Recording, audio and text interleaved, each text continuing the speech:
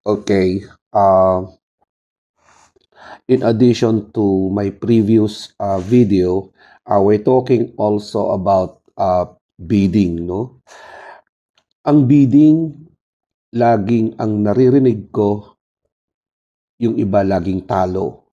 Okay. Bakit natatalo? Kasi ang kalaban, puro top players sa industry. Okay?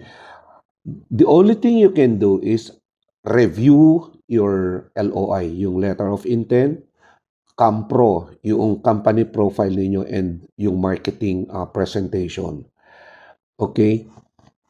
Ang price list, uh, avoid yung mga super baba na offer para lang makuha nyo yung accounts, no? Which is wrong.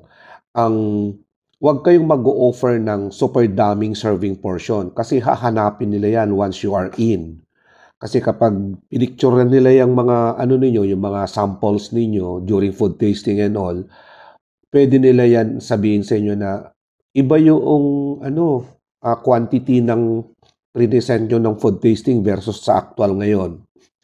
So, iwasan din yung mga promises, no, sa mga client. The only thing you can do is what you have promised to the client, then you have to deliver.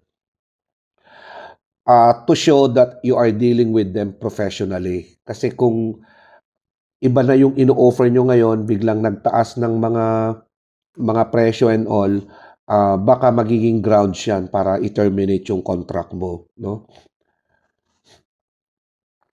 Okay. Yung mga price increase naman, katulad niyan, may typhoon.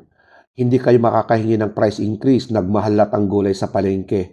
Humanap kayo ng ibang vegetable na hindi affected ng typhoon, no? Yun ang imenu ninyo. So, palitan ninyo yung nasa schedule na menu, whether nakasubmit or hindi nakasubmit, baguhin nyo yun, hindi naman kailangan masunod yun. Kasi hindi naman kayo makakahingi ng price increase immediately. So, kailangan pa rin ng approval. So, yun ang talo minsan ng mga in-house concessionaire dahil hindi kayo makakahingi ng price adjustment anytime. Whether may bagyo yan, apektado ang transportasyon and all, bumaha na ang lahat, pero hindi kayo makakahingi ng price increase immediately. Okay, so yan, bantayan ninyo kaagad yan para kung sa ganun, hindi kayo malulugi.